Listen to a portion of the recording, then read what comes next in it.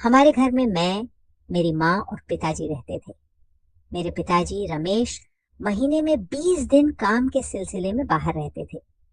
मेरी माँ सुनीता और मेरी उम्र में सिर्फ 20 साल का अंतर था। मैं अजय 22 साल का था और माँ 42 साल की थी। एक बार हमारी काम वाली बाई 15 दिन की छुट्टी पर चली गई। माँ ने नई बाई रखने के बजाय खुद ही सारे घरेलू काम करने का फैसला किया। पहले दिन शाम को माँ ने झाड़ू लगाना शुरू किया। उनकी साड़ी का पल्लू कसकर लिपटा हुआ था। झाड़ू लगाने के बाद उन्होंने फर्श पोंछना शुरू किया। इस दौरान उन्होंने अपनी साड़ी और पेटीकोट को थोड़ा ऊपर कर लिया, जिससे उनके पैरों का कुछ हिस्सा दिखने लगा। माँ को इस तरह देखकर मेरे मन में अजीब अजीब ख्याल आने लगे। मैं चुपचाप देखता रहा। अब माँ रोज इसी तरह कपड़े बदलकर झाड़ू पोछा करने लगी। एक दिन जब माँ ऐसा ही कर रही थी, मुझसे रहा नहीं गया। मैंने कहा, माँ, आप ऐसे कपड़े पहनकर ये काम मत किया करो। माँ ने मेरी तरफ देखा और बोली, क्या हुआ अजय? मैंने कहा, माँ, मुझे अच्छा नहीं लगता। माँ ने पूछा, क्यों? क्या दिक्कत हो रही है? मैंने हिम्मत करके कहा, माँ, आपको इस रूप में देखकर मुझे अजीब लगता है, कुछ अलग सा महसूस होता है। माँ ने मुस्कुराते हुए कहा, कैसा अजीब क्या हो रहा है? मैंने जवाब दिया, बस मन में अजीब ख्याल आते हैं। तभी माँ खड़ी हो गई और बोली, ओह, तो तुझे चाहिए? अगर चाहिए तो बोल, मैं ला दूं। मैंने हैरानी से उनकी तरफ देखा और कहा, माँ, सच में? माँ ने हंसकर कहा, क्यों नहीं, जब तू छोटा था तब तो मैं हमेशा ऐसा करती थी। फिर माँ मेरे पास सोफे पर बैठ गई और बोली, मेरी गोद में सिर रख। मैंने उनकी गोद में सिर रख कर लेट गया। माँ ने धीरे से पूछा, अच्छा लग रहा है? मैंने सिर हिलाकर हाँ कहा। माँ ने प्यार से कहा, तू जितना चाहे उतना रह, मुझे भी अच्छा लग रहा है। कितने सालों बाद कोई मेरे इतने करीब आया है। फिर माँ ने पीठ टिकाई और आंखें बंद कर ली। थोड़ी देर बाद मैंने पूछा, माँ, आपको अच्छा लग रहा है ना? माँ ने मेरा सिर सहलाते हुए कहा, अरे कितना अच्छा लग रहा है, कैसे बताऊं? फिर माँ उठी, मेरा हाथ पकड़ा और बोली, चल बेडरूम में चलते हैं। हम बेडरूम गए। माँ बिस्तर पर लेट गई और बोली, मेरे पास आ। मैं उनके पास गया और बोला, मत, हम कब ऐसे बातें करते थे? माँ ने मुझे अपने पास सोने का इशारा किया। मैं उनके पास लेट गया। माँ मेरी तरफ करवट लेकर लेटी और मुझे अपने पास खींच कर बोली, आज अब अच्छा लग रहा है ना? मैंने उनकी तरफ देखते हुए कहा, माँ, ऐसा क्यों पूछ रही हो? ये मेरी जिंदगी का पहला अनुभव है। मुझे तो यकीन नहीं हो रहा कि यह इतना अच्छा हो सकता है। माँ ने मेरे चेहरे पर हाथ फेरते हुए कहा, कई सालों बाद आज मुझे अच्छा महसूस हो रहा है। तूने मुझे बहुत खुशी दी, जैसे किसी ने मुझे ताजगी दे दी हो। क्या तू हमेशा मेरे साथ ऐसा ही रहेगा? मैंने कहा, माँ, तुम्हारी खुशी के लिए मैं कुछ भी करूंगा। माँ ने मुझे कई बार गले लगाया और बोली, मेरा अजय कितना प्यारा है, अब हम हमेशा ऐसे ही रहेंगे? मैंने हिम्मत करके पूछा, माँ, अगर आप गुस्सा ना हो तो एक बात पूछूं?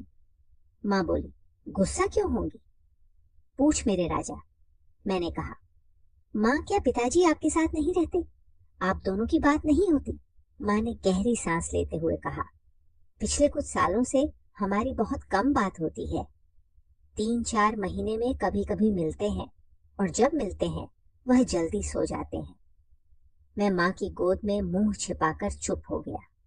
माँ ने कहा, क्या तू बस ऐसे ही बोल रहा है? मैंने कहा, नहीं, मैं जानना चाहता था कि क्या उन्हें अच्छा लगता है। माँ मेरे सामने आई और मेरे गाल पर हल्की चपत मारकर बोली, हाँ, किसको अच्छा नहीं लगेगा? तूने अभी तो देखा ही। फिर माँ बोली, चल फिर कभी करेंगे, अभी बहुत काम है, मुझे खाना भी बनाना है। इतना कहकर माँ उठकर चली गई। मैंने पीछे से पूछा, माँ, क्या आज फिर वापस आओगी? माँ बोली, हाँ रे, आज ही पूरी खुशी से। फिर माँ हॉल में गई, कपड़े बदले और खाना बनाने लगी। मैं भी उनके पीछे गया और शर्ट पहन ली। खाना बनने के बाद हमने साथ में खाया। खाने के बाद माँ ने सब साफ किया। मैंने कहा, माँ बात करनी थी ना, आपने हाँ कहा था। माँ ने मेरे कंधे पर हाथ फेरते हुए कहा, हाँ रे अजय, चल बेडरूम में। हम बेडरूम गए। माँ ने हंसते हुए कहा, बड़ा समझदार हो गया है अजय। मैंने जवाब दिया, मैंने पहले ही कहा था, अब देख लिया ना। माँ मेरे पास आई और बोली, थोड़ा रुको। फिर वो थोड़ी दूर जाकर खड़ी हो गई और बोली, मैंने तुझे पहले ही समझाया था कि मेरे बोले बिना पास मत आना। मैंने सिर हिलाकर हामी भरी। माँ ने फिर कहा, सुन ले, मेरे बोले बिना पास मत आना। इतना कहकर माँ चुप हो गई। मैं चुपचाप उन्हें देख रहा था। थोड़ी देर बाद माँ ने अपने हाथों से इशारा किया और बोली, अब आ मेरे पास। मैं उनके पास गया। माँ ड्रेसिंग टेबल के सामने जाकर खड़ी हो गई। मैंने कहा, माँ हाथ साइड में करो। माँ बोली, क्यों, क्या दिक्कत है? मैं हैरान होकर देखने लगा। फिर मैंने माँ को अपनी ओर घुमाया। माँ ने मेरा हाथ पकड़कर पलंग के पास ले गई। मैंने कहा, माँ अब सीधी खड़ी रहो और मेरी ओर देखो।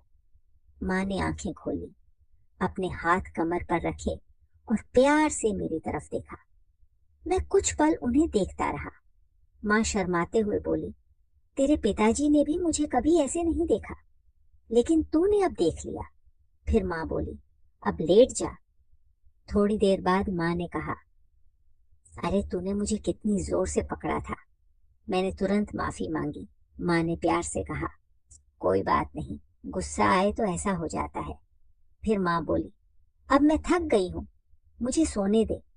मैंने पूछा, माँ आज मैं यहीं आपके पास सो सकता हूँ, पिताजी आएंगे तो फिर मौका नहीं मिलेगा। माँ हंसकर बोली, अरे इसमें पूछने की क्या जरूरत, यहीं सो जा, मुझे भी अच्छा लगेगा। और जब पिताजी आएंगे, अगर तेरी इच्छा हो तो कोई बहाना बनाकर दूसरे फ्लैट में चले जाएंगे, मैं सब संभाल लूंगी। मैंने फिर पूछा, तो मैं बस ऐसे ही सो जाऊं? माँ मुस्कुराई और बोली, तू तो बहुत शरारती है, मेरी गोद में सो अच्छी नींद आएगी। मैंने फिर पूछा। सच में माँ ने मुझे पास खींचकर कहा, हाँ कभी कभी तेरे पिताजी की भी ऐसी इच्छा होती है, तब मैं उनकी भी यही कहती हूँ। फिर माँ मुझे प्यार से सहलाने लगी। कुछ ही देर में मुझे नींद आ गई। कुछ समय बाद मेरी आंख खुली। घड़ी में देखा तो 3 घंटे बीत चुके थे। माँ अभी भी जाग रही थी। वो मुझे प्यार से देख रही थी। माँ ने पूछा, नींद पूरी हो गई? मैंने कहा, नहीं, लेकिन आप अब तक जाग रही हो। माँ ने मेरे गाल पर हाथ फेरते हुए कहा, मुझे नींद नहीं आई, बस तुझे देखती रही। माँ ने कहा, चल फिर से थपकी देकर सुला दूं। मैंने हंसकर कहा, अच्छा देखो ना माँ। मेरे पास बैठकर मुस्कुराई और बोली, अब खुश हो? मैंने उनकी गोद में सिर रखकर कहा, खुश हूं, इतना खुश कि बता नहीं सकता। माँ ने मेरे बालों में हाथ फेरते हुए कहा, आज मुझे भी बहुत खुशी हुई। मैंने पूछा, माँ आप पिताजी से नाराज तो नहीं हो ना? माँ ने प्यार से कहा, कभी कभी होता है ऐसा। मैंने तुरंत कहा, लेकिन यह जल्दी ठीक हो जाएगा। माँ मजाक में गुस्सा होकर बोली, अरे तुझे हमेशा इतनी जल्दी क्यों होती है? मैंने जिद की, नहीं आज ही बस 15 मिनट और। माँ ने कोई जवाब नहीं दिया। उन्होंने धीरे से मेरा सिर अपनी गोद से हटाया और मेरे पास लेटकर आंखें बंद कर ली। 15 मिनट बाद मैंने माँ को हिलाते हुए कहा, माँ हो गए 15 मिनट? माँ ने आंखें खोली और बोली, चल जैसा तूने चाहा वैसा हुआ, लेकिन तू जिद्दी हो गया है, अब तुझे इसकी आदत पड़ गई है। माँ बोली, मैं बस ऐसे ही लेटी रहूंगी, तू जा सकता है। फिर उन्होंने लाइट बंद कर दी और आंखें बंद कर ली। मैंने पूछा, माँ आपको पिताजी के साथ धोखा करने जैसा नहीं लगता? माँ बोली, अजय जो हो गया वो हो गया, अब उस बारे में सोचकर क्या फायदा। और हाँ, मुझे धोखा करने जैसा लगता है, लेकिन मैंने किसी और के साथ कुछ नहीं किया, सिर्फ अपने प्यारे बेटे के साथ हूँ। मुझे अब कुछ गलत नहीं लगता, अब सो जा। मैं भी सोती हूँ। मैंने कहा, माँ मेरी एक और इच्छा है। लेकिन समझ नहीं आ रहा कि कैसे बताऊं। माँ बोली, हाँ बता। मैंने कहा, मुझे असली अनुभव के साथ एक बार असली माँ को देखना है। माँ ने कहा, ये मुश्किल है लेकिन नामुमकिन नहीं। जब पिताजी आएंगे तब देख लेंगे। वैसे भी उन्हें ड्रिंक करना पसंद है। मैं उन्हें थोड़ा ज्यादा पिलवा दूंगी। फिर जब हम बातें करेंगे तू देख लेना। इससे उन्हें कुछ समझ नहीं आएगा। हल्की रोशनी रखेंगे ताकि तुझे अच्छे से दिखे। मैंने कहा, वाह माँ, क्या तरकीब निकाली। माँ बोली, पर जब पिताजी से बात होगी तब तू मना तो नहीं करेगा ना। मैंने जवाब दिया, अरे जब वो साथ होंगे तो मेरा काम जल्दी नहीं होगा। माँ बोली, चिंता मत कर। जैसे ही काम खत्म होगा मैं तुरंत तेरे पास आ जाऊंगी। मैं सब देख लूंगी। इसके बाद हम सो गए। अगले 4 से 5 दिन ऐसे ही बीत गए। पिताजी के लौटने तक मैं और माँ दिन में 2 बार बाहर घूमने जाते रहे। 10 दिन बाद पिताजी द्वारे से लौटे, लेकिन 2 दिन बाद फिर चले गए। उसी दिन माँ की सहेली राधा हमारे घर आई। मुझे उनकी बातों में कोई दिलचस्पी नहीं थी, इसीलिए मैं अपने कमरे में चला गया। लेकिन उनकी बातें मेरे कानों तक पहुंच रही थी। राधा बोली, कैसी हो सुनीता? सब कैसा चल रहा है? आज तू बहुत खुश लग रही है। क्या बात है? माँ ने कहा। हाँ, सच में मैं बहुत खुश हूँ। मेरा प्रॉब्लम सॉल्व हो गया। लेकिन तू खुश क्यों नहीं लग रही? राधा बोली, मैंने कोशिश की लेकिन कुछ हो नहीं रहा। मैं अब ध्यान से उनकी बातें सुनने लगा। माँ बोली, राधा, मुझे अभी भी कोई इज्जत नहीं मिलती। राधा ने पूछा। सच में? माँ बोली, हाँ यार, वो एक आध बार तो बोलते हैं, लेकिन फिर 2-3 मिनट में काम पर निकल जाते हैं। मुझे बहुत गुस्सा आता है, अंदर से जलन होती है। मैं बार बार प्यार से मनाने की कोशिश करती हूँ, लेकिन कोई फायदा नहीं। राधा ने पूछा, पर सुनीता, तुझे कोई समाधान तो मिला होगा। क्या तूने किसी दोस्त के दोस्त से बात की?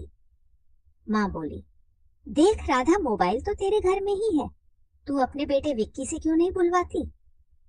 अच्छा, और नौजवान लड़का है, तेरी मदद जरूर करेगा। राधा चौंक कर बोली, अरे तू क्या कह रही है? ऐसा लग रहा है जैसे तुझे खुद कोई तजुर्बा हो। माँ बोली, अरे सच में मैं अपने अनुभव से कह रही हूँ। मुझे याद है 19 दिन पहले मैंने अजय को थोड़ा काम सिखाया था। वह पहले थोड़ा झिझक रहा था, लेकिन फिर तैयार हो गया। शुरुआत में मुझे भी अपराध बोध हुआ, लेकिन मैंने सोच लिया कि अपनी राह खुद बनानी पड़ेगी। अब तो पिछले 10 दिनों से हम दिन में कम से कम 3 बार मिलते हैं। माँ ने आगे कहा, राधा, तू विक्की से बात कर। अगले 10 से 15 मिनट तक माँ ने बहुत मजेदार बातें की। मैं कमरे से बाहर झांकने लगा।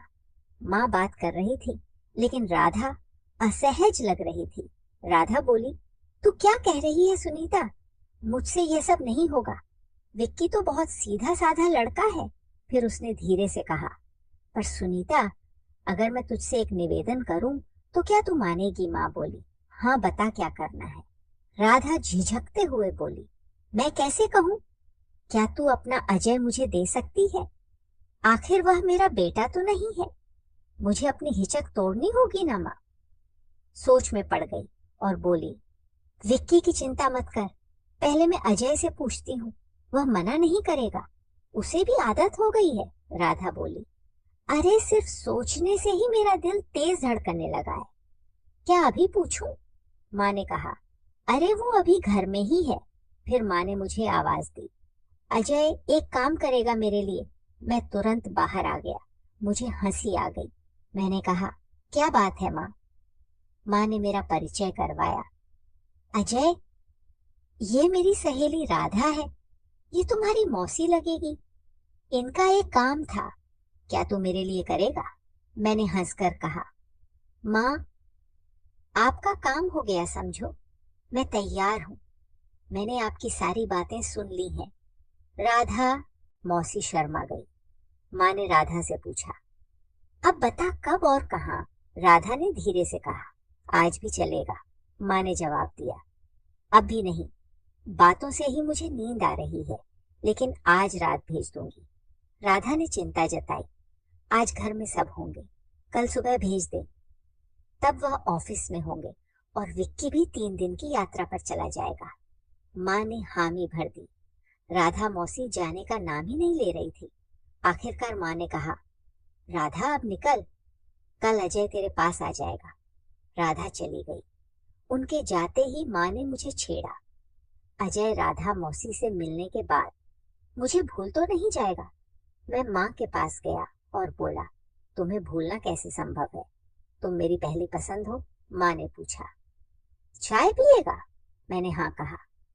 माँ चाय बनाने चली गई। चाय पीते वक्त मैंने पूछा, माँ राधा मौसी आपसे बड़ी है ना? उनके बाल सफेद हो रहे हैं। माँ बोली, ज्यादा नहीं, बस 2-3 साल बड़ी होंगी।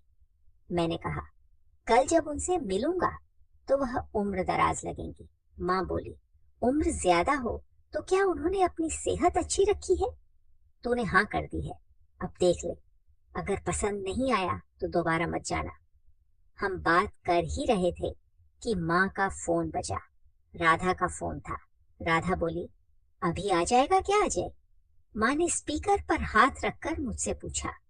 राधा पूछ रही है, क्या अभी चलेगा? हमने तो अभी बात की थी। मैंने मुस्कुराकर कहा, मुझे कोई दिक्कत नहीं, लेकिन अंकल और विक्की। राधा ने कहा, अंकल अचानक दौरे पर चले गए और विक्की अपने दोस्त के घर रुक गया। मैंने कहा, ठीक है माँ, बोल दो, मैं 15 मिनट में पहुंच रहा हूँ। माँ ने फोन पर कहा, उसे कोई दिक्कत नहीं, मैं उसे तुरंत भेज रही हूँ, वो 15 मिनट में पहुंच जाएगा, तू तैयार रहना। मैंने जल्दी से चाय खत्म की, फ्रेश हुआ, कपड़े बदले और निकल पड़ा। मैं राधा मौसी के घर 12 मिनट में पहुंच गया। बाइक पार्क कर रहा था, तभी देखा कि मौसी बालकनी में खड़ी थी। मैं लिफ्ट से ऊपर गया। मौसी ने पहले ही दरवाजा खोल रखा था। वो हॉल में सोफे पर बैठी थी। उन्होंने कॉटन का ढीला टी शर्ट और पायजामा पहना